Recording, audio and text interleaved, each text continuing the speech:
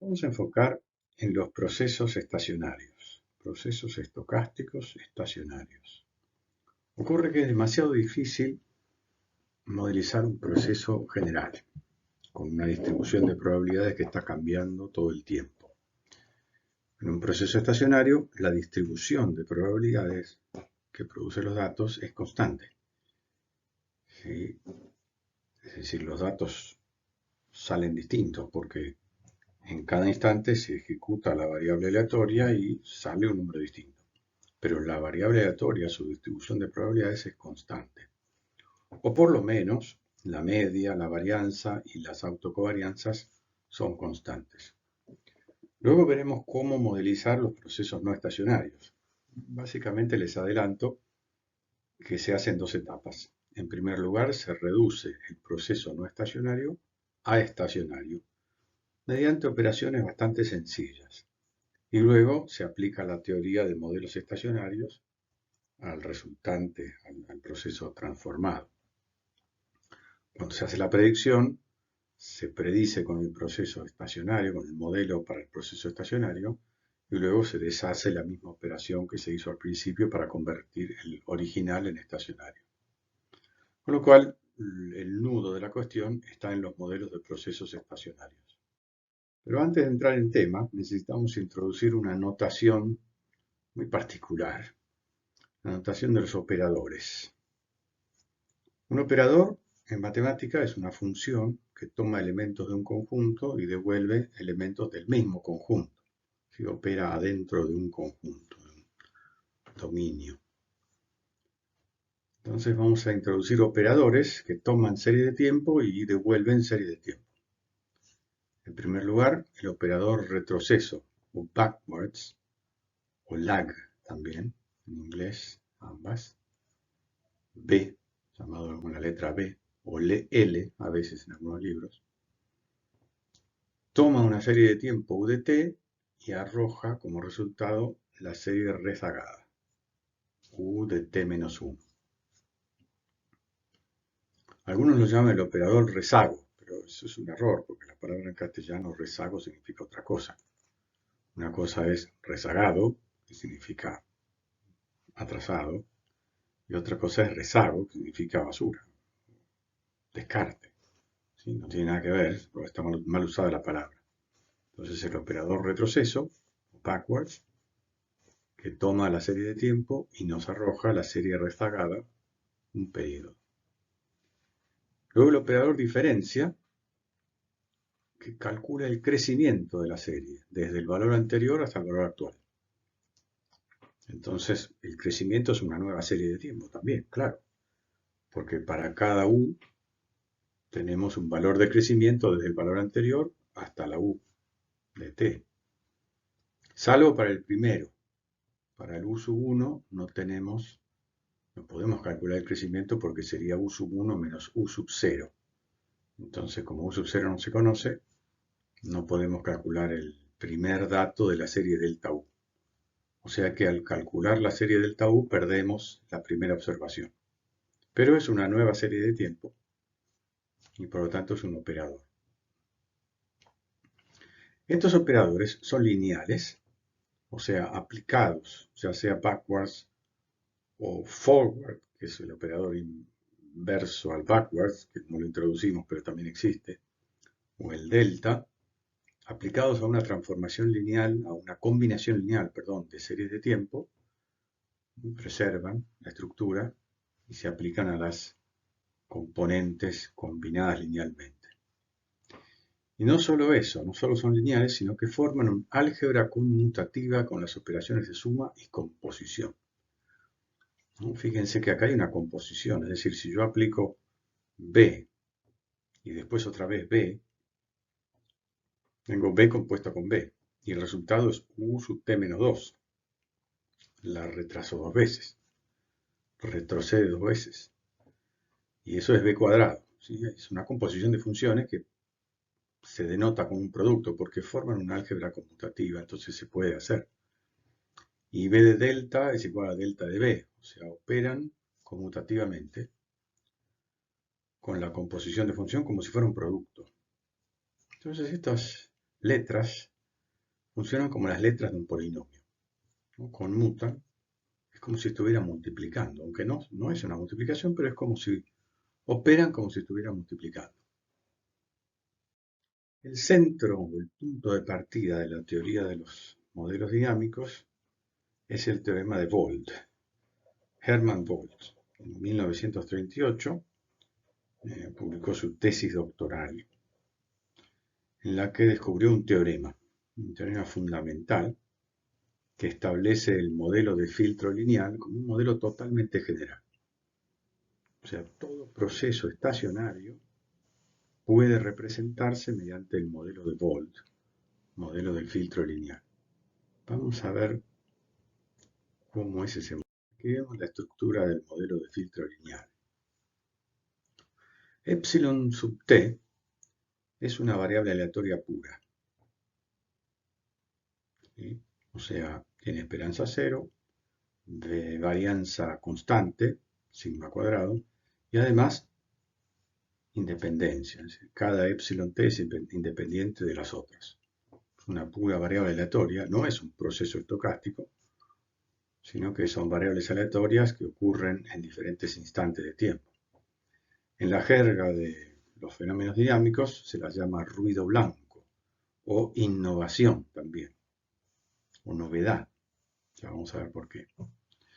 Entonces, el modelo de filtro lineal propone que toda serie de tiempo, todo proceso estacionario U sub t, puede concebirse como una combinación lineal de epsilon pasadas, o sea, de novedades pasadas, desde el principio de los tiempos, es decir, es una combinación lineal infinita que va ab eterno hacia atrás, hacia el principio de los tiempos infinitamente.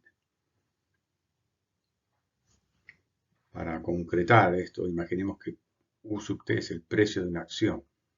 Entonces, el precio de hoy se podría teóricamente construir conociendo las novedades que ocurrieron hoy, ayer, anteayer, antes de anteayer y así hasta el infinito ab eterno, ¿sí? Combinándolas linealmente con unos coeficientes, psi, acá lo denotamos psi, psi sub 1, psi sub 2, y así hasta hacia infinito para atrás. Es muy fuerte ese teorema porque dice que todo proceso estacionario puede escribirse de esta manera, como una combinación lineal de variables aleatorias pasadas.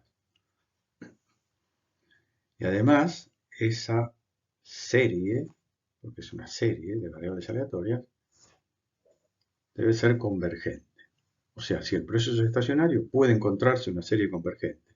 Y si la serie es convergente, el proceso resultante es estacionario. Es un sí solo sí. Es el teorema que descubrió Volt. Usando los operadores, decimos que U de t es igual a phi de b de e de t. Es decir, psi de b es un operador de este filtro lineal que aplicado a epsilon produce U. Y ese operador, aquí está abajo, detallado, es la función de identidad 1 más psi sub 1, que es un número, por el operador retroceso b, más psi sub 2, que es otro número, por el operador retroceso al cuadrado, que produce epsilon t menos 2, y así sucesivamente. A ese operador también lo llamamos función de transferencia del modelo de filtro lineal.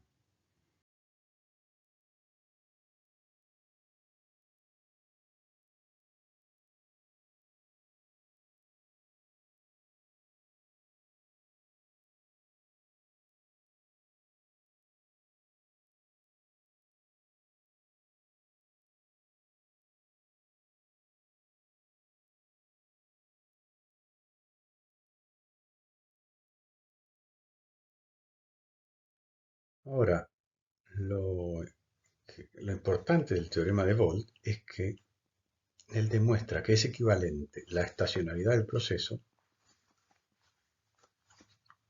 con la convergencia de la serie de potencias derivada del modelo de filtro lineal. Veamos. La serie de potencias en B, en el operador B, es un poco abstracta, pero si reemplazamos el operador B por una variable z numérica, tenemos esta serie que se ve aquí en el centro de la transparencia. Psi igual a 1 más psi sub 1 por z más psi sub 2 por z cuadrado, y así indefinidamente. Es una serie de potencias, como las que han estudiado ustedes hace tiempo, cuya convergencia, como la de toda serie de potencias, se estudia en el intervalo menos 1, 1, porque afuera de ese intervalo, digamos, las potencias de z creciente van a tender a una divergencia casi segura. Entonces, la convergencia de una serie de potencias se estudia en ese intervalo, o más generalmente, si pensamos que z pudiera ser compleja, entonces la estudiamos en el círculo unitario, el círculo de radio 1, módulo de z menor o igual que 1. Entonces el punto de Volt es que en esa zona, en ese círculo, para todos los valores de ese círculo unitario, esta serie es convergente, la serie numérica es convergente. Entonces Volt dice, el teorema de Volt dice que el proceso es estacionario si, solo si, encontramos una serie convergente, psi, una serie de potencias convergentes. Además se demuestra que si estos coeficientes psi cumplen estas condiciones de abajo, la serie es convergente en ese recinto. O sea que es conveniente para probar la convergencia. El modelo de Volt fue un gran paso en el estudio de los fenómenos dinámicos, pero todavía nos deja un problema entre manos, porque es un modelo con infinitos términos, con infinitos coeficientes, que no pueden ser estimados nunca. Es decir, es un modelo teórico, muy importante, pero teórico. Gracias a estos dos señores, George Box, uno de los principales estadísticos del siglo XX, de la segunda mitad, y Gneill Jenkins, que no era un matemático, no era un estadístico, sino más bien un ingeniero, tenemos los modelos ARMA, que son versiones aplicables del modelo de filtro lineal de Volt. ¿Sí? Entre el año 38, en el que Volt expresó su teorema, y desde antes en realidad, ya se venían desarrollando los modelos autorregresivos. Había todo un desarrollo, pero estos dos señores, Box y Jenkins, pusieron la teoría en orden y publicaron en 1973 un libro que es la base, la Biblia de los modelos dinámicos. Time Series Forecasting and Control. Muy importante para esta rama de la estadística. Fíjense que fue trabajo de un matemático estadístico como George, uno de los mejores de su época, y un ingeniero. Porque solo el trabajo de un teórico y un práctico aplicado lograron poner en orden este sistema y hacerlo funcionar para las aplicaciones prácticas. Jenkins era un consultor que trabajaba con la industria, en procesos industriales, donde aparecen series de tiempo todo el tiempo. Box estaba más orientado al estudio de la economía, de la estadística aplicada a la economía, donde también aparecen series de tiempo todo el tiempo. La sigla ARMA corresponde a Autoregressive Moving Average, porque los modelos ARMA tienen dos componentes. Hay modelos autorregresivos, que plantean una regresión de la serie sobre sí misma,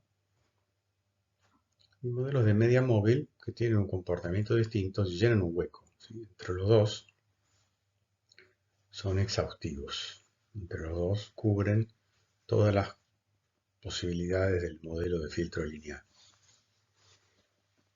Vienen a ser versiones finitas del modelo general de filtro lineal.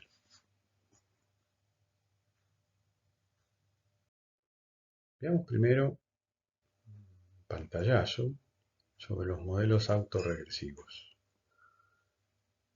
Los modelos autorregresivos son infinitos, empezando por el AR1, luego el AR2, AR3, ARP en general. Tienen la siguiente estructura. proponen que la U de t, la serie centrada con media cero que estamos analizando, se forma mediante el valor anterior, U de t menos 1, atenuado por algún coeficiente φ1, más la novedad de hoy, que hasta ayer no se conocía, ¿sí? Es decir, que la serie hoy depende del valor de ayer, básicamente, y de la novedad. Es también llamado modelo de Markov. De cada estado depende del estado anterior únicamente. Si en la realidad se arrastra información de 2 días para atrás, de anteayer, UT-2, entonces tenemos el modelo AR2, que propone que la U de t depende de la U de ayer, de la U de anteayer, mitigada por sendos coeficientes φ1 y φ2, más la novedad. Estos términos del pasado podemos llamarlos arrastre, arrastran la información histórica. Y la novedad no depende del pasado. Epsilon t es solamente una propiedad del día de hoy. Los modelos de media móvil, en cambio, postulan que la U de t depende de la novedad de hoy, epsilon t, y de la novedad de ayer, epsilon t menos 1, y nada más. Y la novedad de ayer mitigada por un coeficiente θ, que aquí figura como negativo, pero realmente eso no es importante. Algunos autores le ponen signo más. En tal caso habrá que cambiar el signo del coeficiente. O sea, eso es puramente convencional, ¿sí? Y el modelo MA2 propone que el valor de hoy de la serie depende de la novedad de hoy, la novedad de ayer y la novedad de anteayer, epsilon t menos 2, mitigadas ambas por sendos coeficientes. Se ve parecido a los modelos autorregresivos, pero hay una diferencia importante que ya la vamos a analizar en su debido momento. Y ambos tipos de modelos se pueden combinar en los modelos ARMA. Por ejemplo, el ARMA 1.1 propone que la serie U de t depende no solo de la novedad, sino del valor de U de t ayer y de la novedad de ayer, aplicando coeficientes φ1 y θ1. Como les decía antes, los signos son convencionales, no arbitrarios, pero convencionales, porque los parámetros pueden tomar valor negativo y cambiar el signo. Y el modelo ARMA 2.2 combina una R2 con un MA2. De la misma manera, tiene 2 términos de arrastre y 2 términos de novedades anteriores. Y así se pueden construir todas las combinaciones que querramos. El ARMA 1.2, el ARMA 2.1, el 2.3, 3.2, 3.3, 4.4, es decir, hay infinitos modelos. En general se trabaja con hasta 4 términos, 5 términos. O sea, el ARMA 2.2 ya estaría en la frontera de complejidad habitual. Si tenemos muchos datos, podemos trabajar un poco más allá, 5 parámetros, 6 parámetros. Pero en general no se trabaja con 25 parámetros. No hay suficiente información como para estimarlos todos. Vamos a internarnos entonces en la teoría de los modelos ARMA, empezando por los autorregresivos. Vamos a usar un montón de la matemática que ustedes han estudiado en los primeros años de la carrera. Vamos a refrescar un poquito. Empecemos por el AR1. Como decíamos antes, este modelo propone que el valor de la serie hoy, imaginemos el precio de una acción, por decir algo, el precio de la acción hoy depende del precio de ayer, afectado por un coeficiente φ1, y lo que pase hoy, las novedades, epsilon t, cosas que ayer no se conocían y que hoy se conocen. Por ejemplo, que la empresa emitió un balance muy positivo, por encima de lo esperado, entonces tendrá un epsilon positivo, o que se le incendió una planta en algún lugar y entonces tiene un epsilon negativo, lo que sea, ¿sí? Las novedades de hoy. Cuando una serie es un proceso estocástico, es AR1, o sea, el modelo R1 le cuaja bien, su función de autocorrelación es exponencial decreciente. A partir de esta primera barrita, que siempre es 1, porque es la ρ sub 0, hay una declinación exponencial, ya sea directa o alternada, en el caso en que ρ1 fuera negativo. Pero el módulo de las correlaciones, el valor absoluto, va bajando exponencialmente.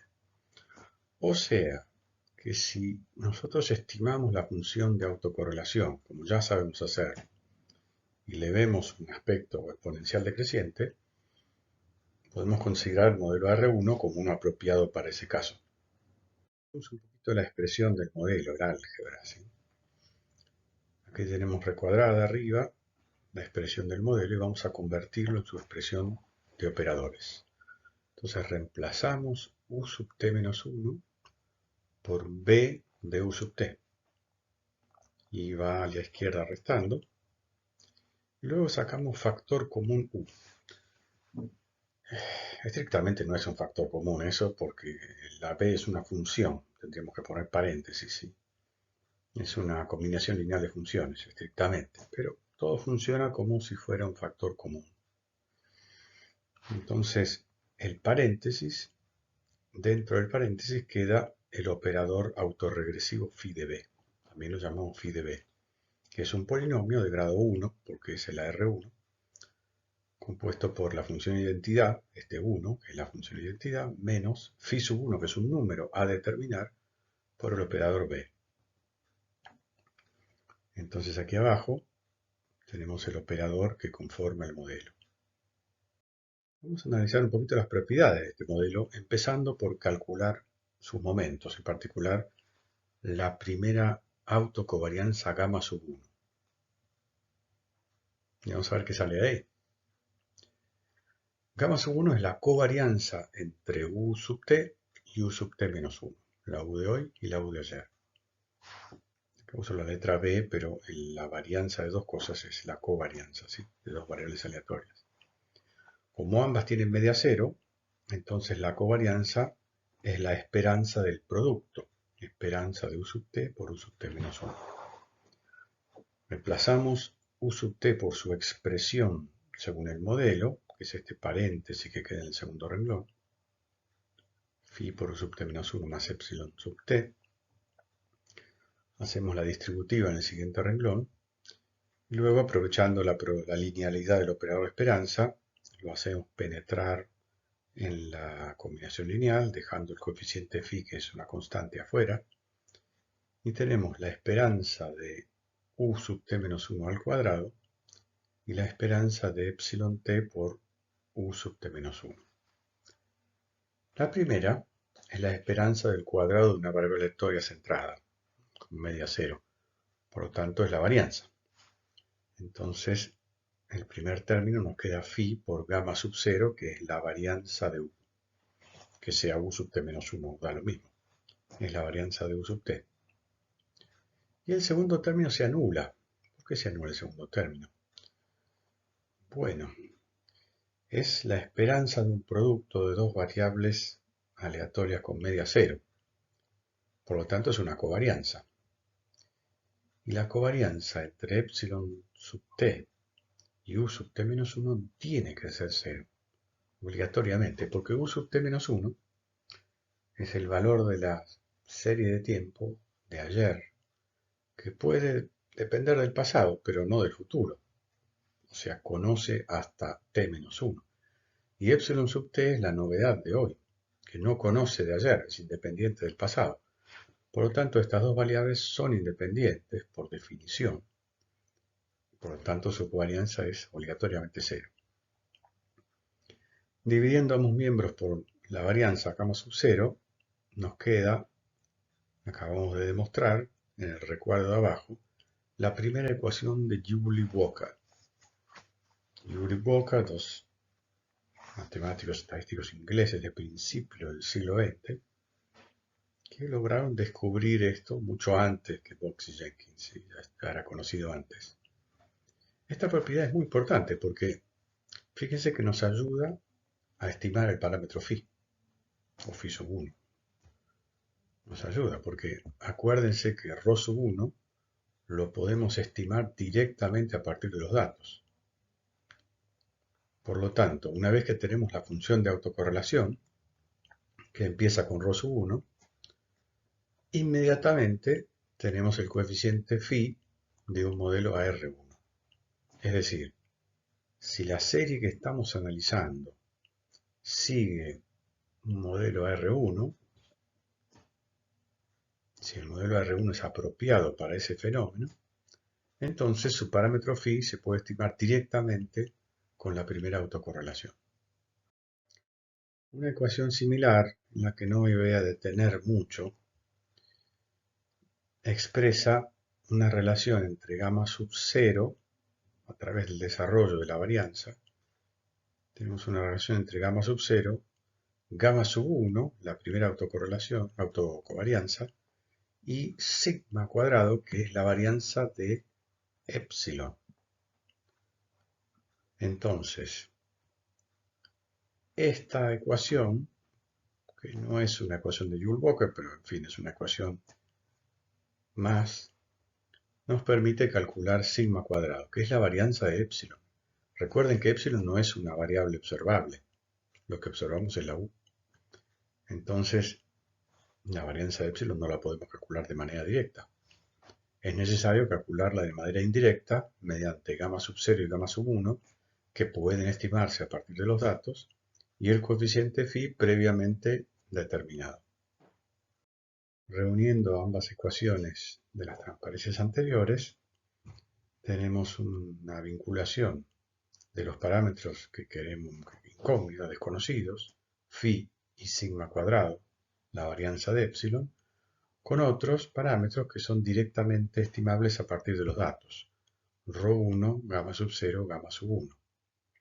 Despejando entonces, tenemos la estimación de phi sombrero, igual a la primera autocorrelación empírica R1, y la estimación de la varianza de epsilon, sigma cuadrado sombrero, también a partir de valores estimables directamente de los datos.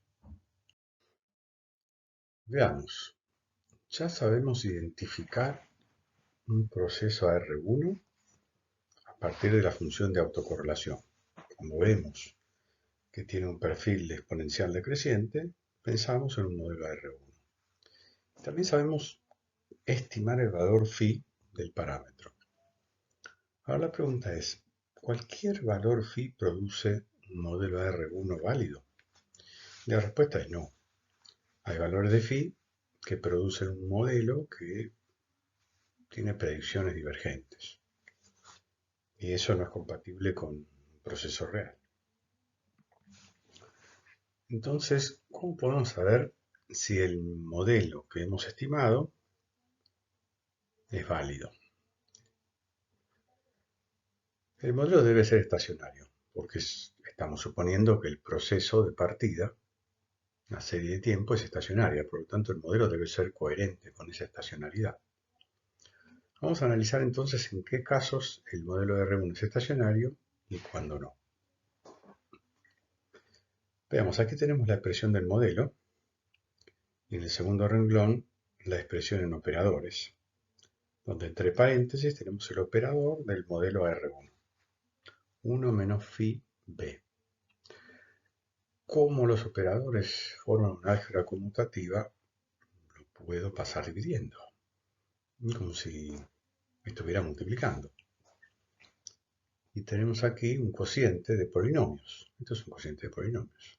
El polinomio 1 dividido el polinomio 1 menos phi b, donde phi es un número y b es la letra del polinomio. Esto se puede calcular, ¿no es cierto? Si recurrimos a lo que sabíamos de las primeras matemáticas, como el polinomio del denominador es de grado 1, lo podemos resolver por la regla de Ruffini. Dividimos el polinomio 1 por el denominador, nos da un cociente y un resto. El resto vamos a encontrar que no es 0, entonces lo podemos volver a dividir y va a generar otro cociente más y así sucesivamente ad infinitum. Nunca el resto se va a hacer 0. vamos a generar esta serie que está entre paréntesis en el renglón de abajo. Que si la miramos bien, es una serie geométrica. Y claro, porque la fracción que le dio origen es la suma de una serie geométrica. 1 sobre 1 menos algo es la suma de una serie geométrica donde ese algo se eleva a potencias crecientes. ¿Ven? Phi b, phi cuadrado, phi cubo, b cubo, y así sucesivamente. Ahora, para que el modelo sea estacionario, recuerden que esta serie tiene que ser convergente. Esta es la misma serie que aparecía en el modelo de filtro lineal. Es una serie infinita de potencias donde todos los coeficientes, phi sub 1, phi sub 2, psi sub 1, psi sub 2, psi sub 3, todos ellos se calculan a partir de phi, elevándolo a potencias crecientes.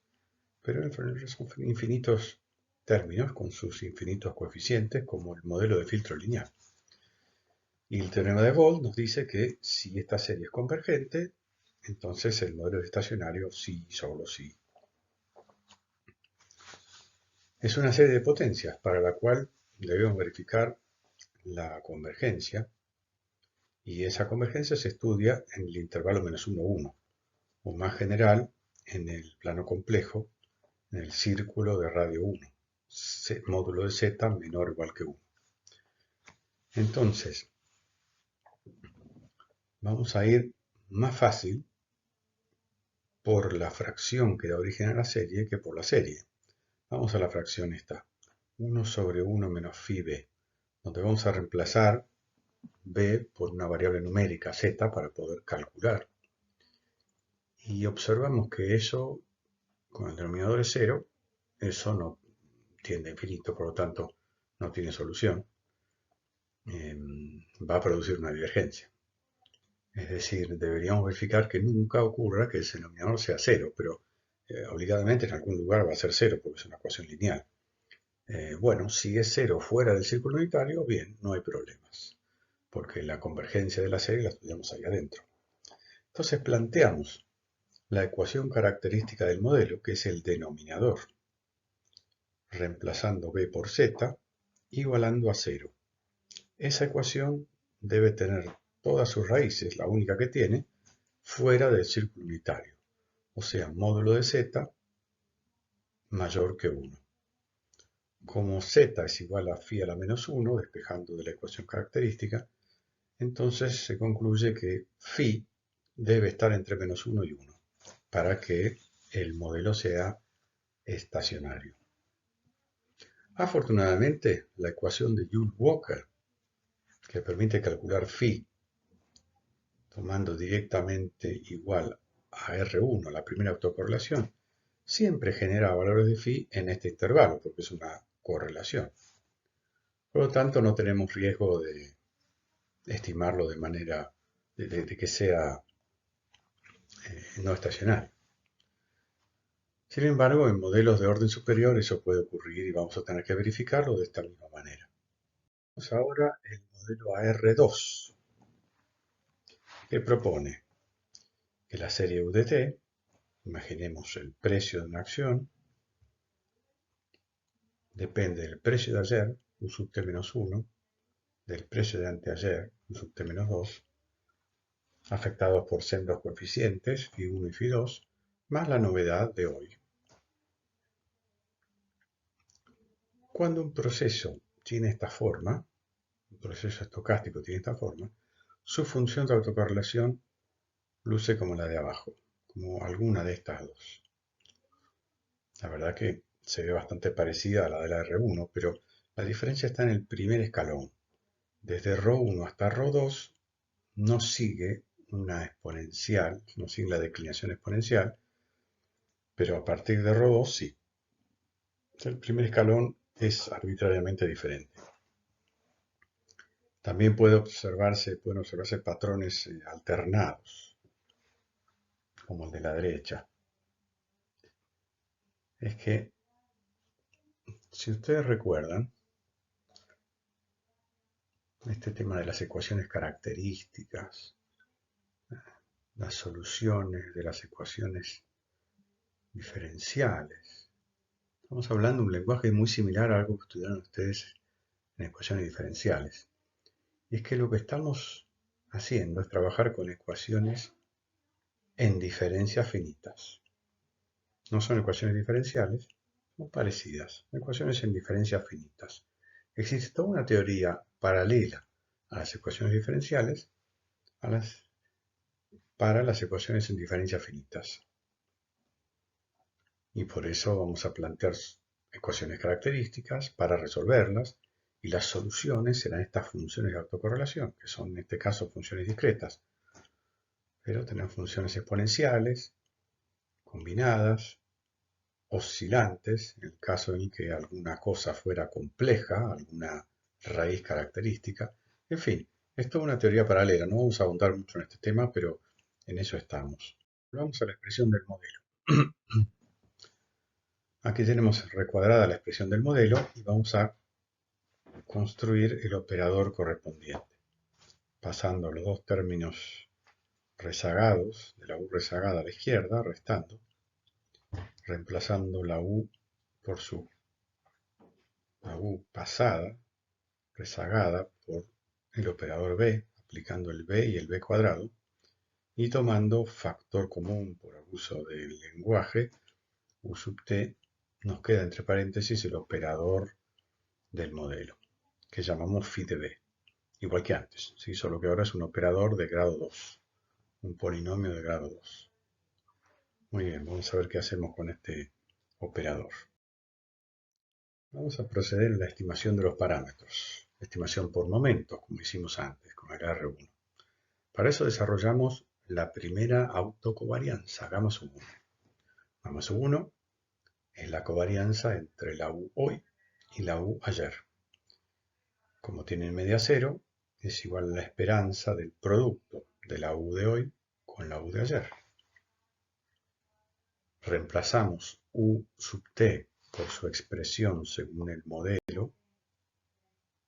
Este paréntesis trae la expresión del modelo para U sub t. En el tercer renglón hacemos la distributiva. Y en el cuarto renglón aprovechamos la propiedad de linealidad del operador de esperanza que penetra esta combinación lineal, dejando los coeficientes afuera. Ahora, la esperanza de u sub t menos 1 al cuadrado, como u sub t tiene media cero, es la varianza de u, o sea, gamma sub 0. En cambio, cuando tenemos u de anteayer multiplicada por u de hoy, de ayer, u de t menos 2 por u de t menos 1, esa es una covarianza, porque es una esperanza de un producto de variables aleatorias centradas, por lo tanto es una covarianza. Y como la separación temporal, el decalage entre u sub t menos 2 y u sub t menos 1 es 1, entonces será gamma sub 1. Y el último término, como antes, se anula, porque epsilon t, la novedad de hoy, no tiene relación con el pasado hasta ayer.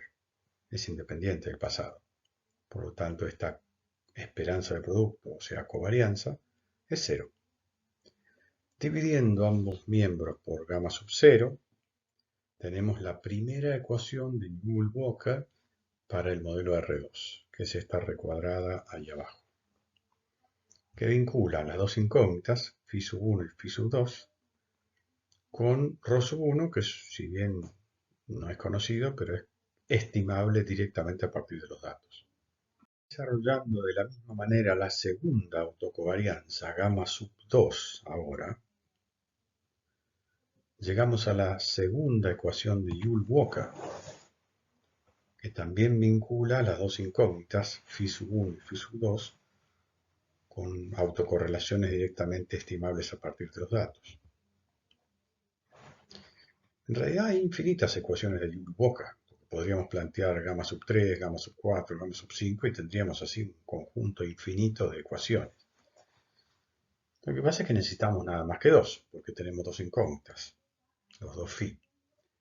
Entonces nos alcanza con las dos primeras. Podría tomar la número 7 y la número 14, pero no es conveniente porque introducirían autocorrelaciones de orden mayor. Y recuerden que cuanto mayor es el orden de la autocorrelación, más difícil es estimarla, porque implican decalar la serie más y por lo tanto la parte solapada es menor y los valores obtenidos son más inestables. Entonces conviene utilizar las primeras, por eso usamos las dos primeras ecuaciones de Joule-Walker. Además, desarrollando la varianza gamma sub 0, llegamos a esta ecuación que está al pie de este desarrollo, que si bien no es una ecuación de Joule-Walker, nos va a permitir estimar sigma cuadrado, o sea, la varianza de epsilon. Veremos ahora cómo. Uniendo estos tres desarrollos en esta transparencia, tenemos las dos primeras ecuaciones de Joule-Walker que vinculan a los parámetros φ1 y φ2 con autocorrelaciones y este desarrollo de la varianza que nos permite calcular sigma cuadrado. Vamos a ver. Despejando las incógnitas sobre el lado derecho, tenemos entonces las estimaciones de φ1 y φ2 y φ2 sombrero, a partir de las autocorrelaciones empíricas, las estimaciones de las ρ, que son las R. Y en el último renglón, aquí abajo de todo, tenemos sigma cuadrado sombrero, es decir, la estimación de la varianza de epsilon, que como epsilon no es observable, entonces no se puede calcular directamente a partir de los datos. Pero sí las R, las gamma, y bueno, de arriba surgen los phi. Con esto tenemos estimados todos los elementos del modelo. Esta es la llamada estimación por momentos. Hay, como ustedes recuerdan, otros dos criterios para estimar parámetros, que son el de cuadrados mínimos y el de máxima verosimilitud. Cuando usamos un software para estimar un modelo dinámico, en general va a aplicar el método de máxima verosimilitud, que es más preciso que el método de momentos. Tiene algunas ventajas. O el de cuadrados mínimos, que bajo ciertas condiciones coincide con el de máxima verosimilitud. Sin embargo, para un cálculo preliminar está muy bien este método de los momentos. Ahora bien, ¿es válido el modelo R2 para cualesquiera valores de φ1 y φ2? No, la respuesta es no. Solo para algunos valores de φ1 y φ2 el modelo es estacionario y por tanto válido. Veamos. Expresando el modelo con operadores, tenemos este paréntesis, es una ecuación de segundo grado en el operador B, aplicado a U igual a epsilon. Si pasamos ese polinomio dividiendo al otro lado, a la menos 1, tenemos un denominador que no debe ser 0. Y si es 0, va a producir una divergencia. Si cambiamos b por una variable numérica e igualamos a 0, esta ecuación de segundo grado va a tener solución. Pero el tema fundamental del álgebra tiene no solo una, sino dos soluciones. O sea, siempre hay valores de z que hacen que el polinomio del denominador sea 0. Pero como la convergencia de la serie se estudia en el círculo unitario, lo que buscaremos es que las dos raíces, reales o complejas, estén fuera de ese círculo unitario. Entonces, resolviendo la ecuación característica del modelo con los valores de φ1 y φ2 previamente calculados, si las dos raíces cumplen esta condición, valor absoluto de z mayor que 1, diremos que el modelo es estacionario y por lo tanto puede potencialmente reproducir un proceso estacionario, representar un proceso estacionario. Si alguna de las raíces tiene módulo menor o igual a 1, entonces no. Entonces habrá un problema con el modelo, será inválido. En el caso de la R2, es posible vincular esta condición de estacionariedad con los parámetros y definir un área de estacionariedad. Es decir, se ha estudiado este problema y se ha llegado a la conclusión de que la condición de estacionariedad que desarrollamos antes, es decir, que el módulo de las dos raíces sea mayor que 1, equivale a estas tres condiciones sobre los parámetros. Es decir, que si el par de parámetros se encuentra dentro de este triángulo en azul, entonces el modelo es estacionario.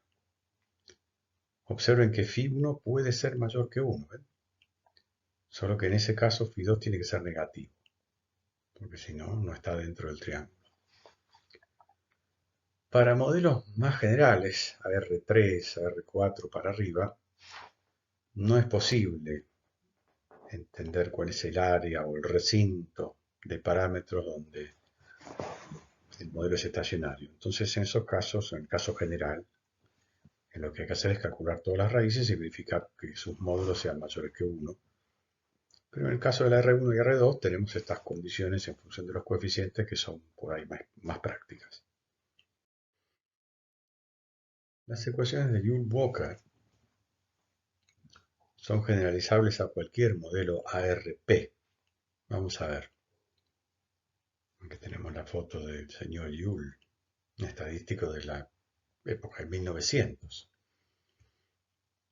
coetáneo con Carl Pearson, fundador de la estadística moderna. Veamos, para el R1 dijimos que ρ1 igual a φ1, o sea, φ1 es directamente igual a ρ1. Para la R2 tenemos un sistema lineal de 2 por 2 que permite resolver y calcular los φ1 y φ2. Para una R4, por ejemplo, o cualquier R, P, esto puede expresarse, el sistema de ecuaciones puede expresarse matricialmente. R por φ igual a ρ, donde ρ es el vector de las primeras autocorrelaciones. Si es una R4, las primeras 4. Φ es el vector de incógnitas, los 4 parámetros para una R4. Y R es una matriz que se construye de la siguiente manera. Tiene unos en la diagonal principal, flanqueada por ρ1 de ambos lados, una diagonal de ρ1 arriba y una abajo, a su vez flanqueadas por una diagonal de ρ2, a su vez flanqueadas por una diagonal de ρ3 que queda uno solo, pero si fuera una RP podrían ser varios ρ3, y así sucesivamente hasta que se acabe. Es decir, es muy fácil construir la matriz R, y si la invertimos, resolvemos φ igual a R a la menos 1 por ρ. Por supuesto que ρ es desconocido y hay que estimarlo, pero se pueden estimar a partir de los datos directamente las autocorrelaciones empíricas, como ya lo hemos hecho con el caso de los gastos militares. Y también la matriz R, que está alimentada, está construida por correlaciones. Los modelos autorregresivos son muy útiles y fueron los primeros en inventarse, pero no son exhaustivos, es decir, no todo proceso estacionario sigue una forma autorregresiva. De hecho, son modelos que si los expresamos en su forma de filtro lineal, son siempre infinitos. No dan lugar a modelos finitos. Tanto del lado matemático, la necesidad de tener modelos finitos en su expresión del modelo del filtro lineal, como desde el lado práctico, en un momento se hizo evidente que faltaban algunos formatos, algunos tipos de modelos. Y surgieron, para dar respuesta a eso, los modelos de media móvil, que ahí vamos a ver. Un exponente de los modelos MA, Moving Average, de media móvil, es el MA1. Imaginemos que estamos en presencia de un proceso productivo, digamos, pongamos un horno. Estamos siguiendo la temperatura, entonces la U sub T es la temperatura menos la temperatura media. Es una variable centrada. Y el horno tiene un dispositivo automático por intervención humana, pero imaginemos que hay una intervención humana. Entonces, cuando la temperatura pasa a un determinado límite, viene una persona ahí reduce la potencia del quemador. Entonces la temperatura, bueno, quizás sube un poquito más, empieza a bajar. Y cuando baja demasiado, por debajo de cierto límite, en la intervención humana indica aumentar la llama, la potencia del quemador, y la temperatura empezará en algún momento a subir. Ahora fíjense que en ese caso el impacto sobre la temperatura depende de la magnitud de la corrección, ¿sí? Y quizás pueda depender de la magnitud de la corrección anterior, es decir, eh, cuando bajamos la llama, la potencia del quemador, se produce una baja de la temperatura relacionada con la magnitud de ese cambio de potencia del quemador. Y después lo revertimos y con la otra epsilon le damos otra magnitud distinta, quizá inversa, opuesta a la potencia del quemador, y eso hace mover la temperatura, pero también la temperatura depende de lo que habíamos hecho en la anterior corrección, cuando bajamos. Es decir, los efectos de estas correcciones, esos epsilon, se traducen en la temperatura. Esto es un caso donde nos aproximamos a un proceso de MA1. Puede que no, puede que la memoria sea mayor, pero podría ser un ejemplo de aplicación del MA1, un ejemplo práctico.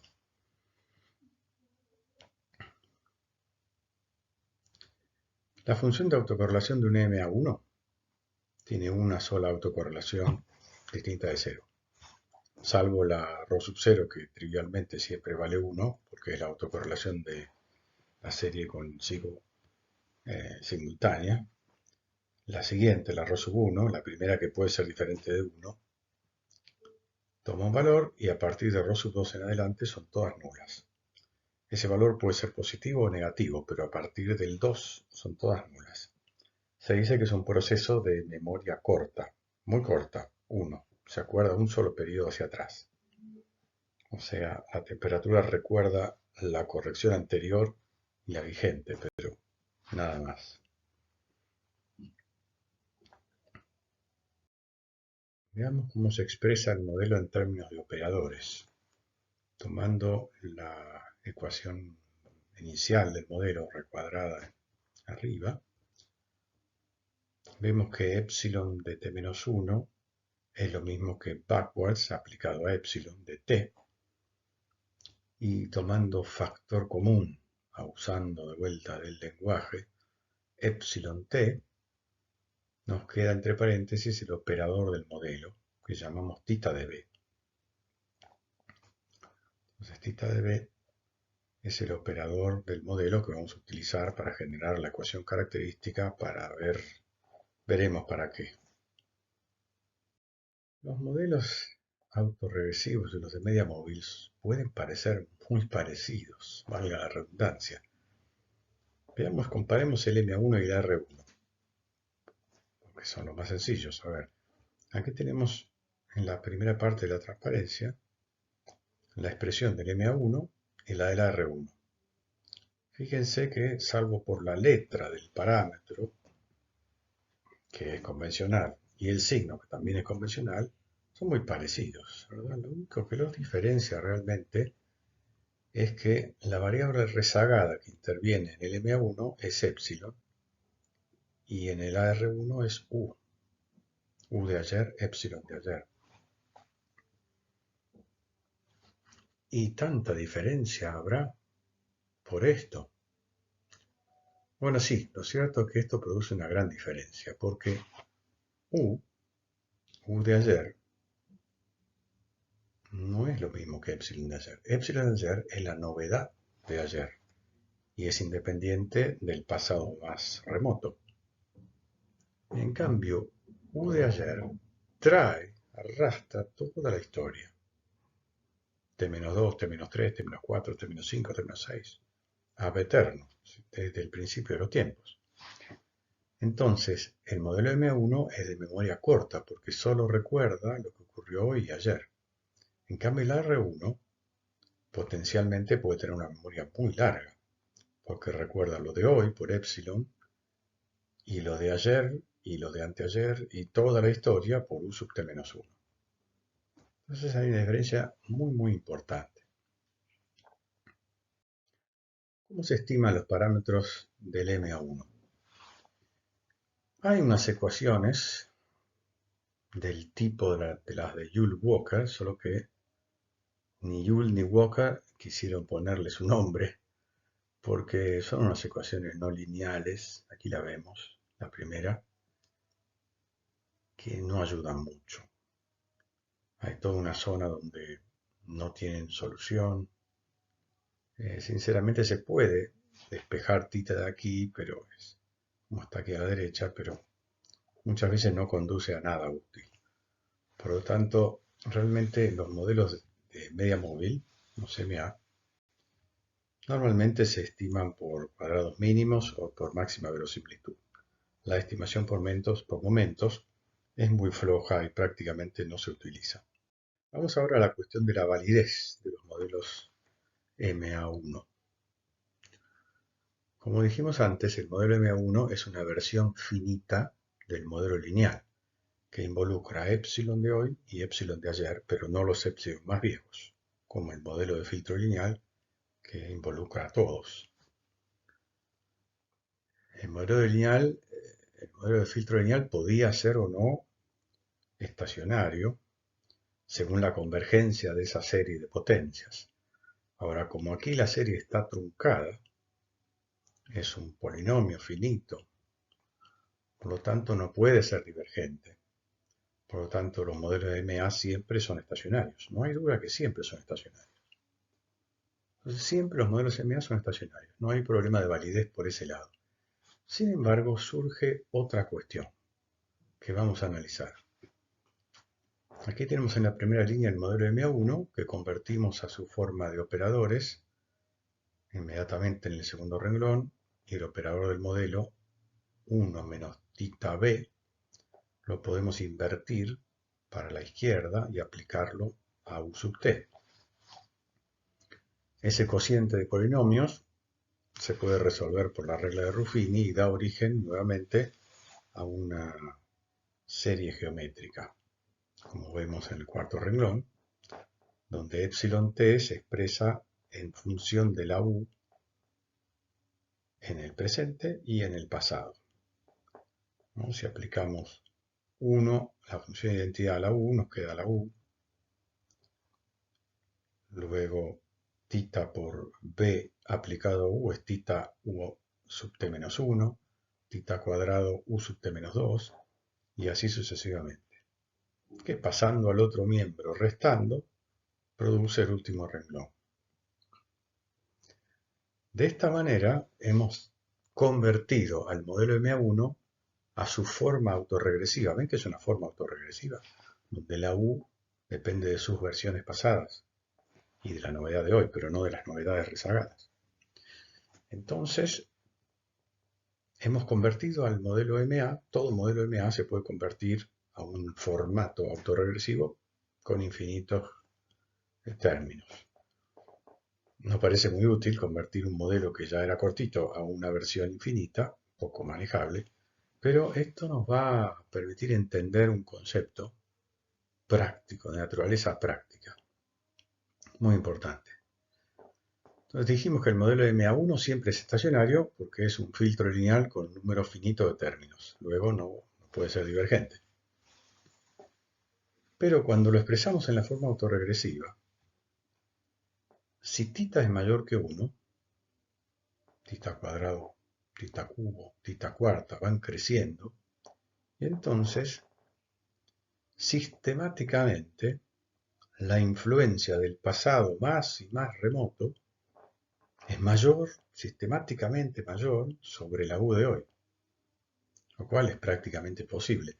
Aquí es cuando Jenkins levanta la bandera y dice, no, señores, matemáticamente será estacionario, pero en la práctica esto es imposible. Es imposible que el pasado, cuanto más viejo, influya más sobre el presente. Sistemáticamente. A Peter. No puede ser. Puede ser que el valor de hace 3 días influya más que el de hace 2 días. Puede ser. Pero que sistemáticamente, cada vez que nos internamos más y más en el pasado, la influencia sea mayor y mayor, no, es un absurdo desde el punto de vista práctico. Entonces, se dice que el modelo es no invertible. Y es inválido. Es un modelo inválido por consideraciones prácticas, no teóricas, pero por consideraciones prácticas suficientemente robustas. Entonces surge el concepto de invertibilidad de los modelos de media móvil. No todos los modelos de media móvil son invertibles y la realidad siempre es invertible, digamos, porque no puede ocurrir esa cuestión de que el pasado cada vez más remoto influya cada vez más en el presente. Por lo tanto, los modelos MA deben ser invertibles, si no, no representan procesos reales. Para verificar la invertibilidad vamos a hacer un trabajo muy parecido al que hicimos con los modelos autorregresivos para verificar la estacionalidad. Si hacemos el trabajo con el modelo y los operadores y mandamos al denominador el operador del modelo, invirtiéndolo, ese denominador no debe anularse porque si se anula produce una serie divergente. Para que la serie sea convergente y entonces el pasado remoto influya cada vez menos en el presente, las raíces de este denominador deben estar fuera del círculo unitario, o sea, fuera del área de análisis de la convergencia de la serie. Entonces planteamos la ecuación característica, que consiste en tomar el denominador, reemplazar el operador b por una variable numérica z e igualar a 0. Despejando z, se debe verificar que ese z en módulo sea mayor que 1. Real o complejo. Va a ser siempre real porque es de grado 1, pero cuando veamos los modelos de orden superior podrían ser complejos, de que el módulo de estos reales o complejos sea mayor que 1. Y eso inmediatamente se convierte en la condición siguiente, que está aquí abajo, que el coeficiente θ debe estar entre menos 1 y 1, al igual que el phi de un autorregresivo. Pero esta vez para que sea invertible, no para que sea estacionario, que siempre lo es, en definitiva para que sea válido el modelo. Usando lo anterior, podemos decir que todo modelo MA puede ser expresado en forma autorregresiva y todo modelo autorregresivo puede ser expresado en forma de media móvil. Solo que esas reexpresiones tienen infinitos términos y no son útiles, son solamente realizadas para consideraciones teóricas que nos permiten entender las condiciones de validez del modelo original. En el caso de un MA, para encontrar su forma autorregresiva, invertimos el polinomio phi de b y obtenemos los coeficientes phi de la forma autorregresiva. Y viceversa, o de manera dual, para un modelo AR, invirtiendo el polinomio phi de b, obtenemos los coeficientes θ de la forma de media móvil. Los modelos AR pueden no ser estacionarios, en ese caso serían inválidos. Para verificarlo, planteamos la ecuación característica, encontramos las raíces y verificamos que para todas las raíces el módulo sea mayor que 1. De la misma manera, los modelos MA pueden no ser invertibles, y en ese caso serían inválidos. Para verificarlo, resolvemos la ecuación característica y verificamos que todas las raíces tengan un módulo mayor que 1. En cambio, los modelos autorregresivos no tienen problemas de invertibilidad porque ya están expresados en la forma autorregresiva. Entonces podemos verificar que no hay un crecimiento sistemático de la influencia del pasado. Y los modelos de media móvil son siempre estacionarios por tratarse de versiones finitas del filtro lineal. Entonces, para los modelos autorregresivos deberemos verificar la estacionalidad y para los modelos de media móvil verificaremos la invertibilidad, formalmente con la misma condición. Veamos el modelo MA2, donde la U de t depende de la novedad de hoy, de la de ayer y de la de anteayer mitigadas por sendos coeficientes, θ1 y θ2. Los modelos MA son muy fáciles de identificar a partir de la función de autocorrelación. El modelo MA2 tiene dos autocorrelaciones distintas de 0 y todas las demás nulas, que pueden ser las dos positivas o diferentes signos o las dos negativas, en fin, diferentes combinaciones, pero hay dos. Las demás son todas 0. Así como el MA1 tenía una sola, el MA2 tiene dos, distinta de cero, el MAQ tiene Q autocorrelación distinta de cero y todas las demás nulas. Es decir, son muy fáciles de identificar mediante la función de autocorrelación. La expresión del modelo MA2 con operadores implica un polinomio de grado 2, este que está entre paréntesis en el tercer renglón, trabajando un poquito se llega a esto, que denominamos tita de b y nos lleva a la expresión general en r cuadrada u de t igual tita de b aplicado a epsilon t. ¿Es posible estimar los parámetros del modelo MA2 mediante momentos? En teoría sí, porque se pueden desarrollar las ecuaciones de momento, que son las que están aquí a la izquierda, desarrollando la primera y la segunda tocovarianza. Pero las relaciones de vuelta son no lineales y su inversión es compleja y no presenta mucha utilidad. El software normalmente los estima por otros métodos. ¿Qué podemos decir sobre la inversión del modelo MA2? Bueno, algo similar a la del modelo MA1. Tenemos un polinomio de grado 2 en el denominador que no puede tomar valores nulos porque conduce a una divergencia de la serie, siempre y cuando esas raíces ocurran dentro del círculo unitario. Aquí pueden ser reales o complejas, recuerden. Entonces tenemos que hablar del círculo unitario en el plano complejo. Planteamos entonces la ecuación característica tomando el denominador, reemplazando el operador b por una variable numérica z, real o compleja, y calculando las dos raíces de esta ecuación, debemos verificar que los módulos de ambas sean mayores que 1 para asegurar que el modelo sea invertible. Y si fuera un MA3, que las tres sean mayores que 1, y así sucesivamente. En el caso del MA2, tal como en el AR2, la condición de las raíces puede expresarse como tres condiciones en función de los coeficientes θ1 y θ2, que definen este área azul de invertibilidad, similar al caso, totalmente dual, ¿no? O sea que se da de la misma manera. El θ1 puede ser aquí mayor que 1, siempre y cuando θ2 sea negativo en los extremos inferiores del triángulo. En el caso del MA3 y superiores, ya no es fácil hacer esta conversión y debemos recurrir a las raíces. Eso es lo que vamos a hacer en R. Cuando resolvamos estos modelos, vamos a calcular las raíces del polinomio directamente y no nos vamos a ocupar de estas condiciones en función de los coeficientes. Los modelos autorregresivos y de media móvil pueden combinarse en un modelo ARMA. Veamos cómo se comportan estos modelos.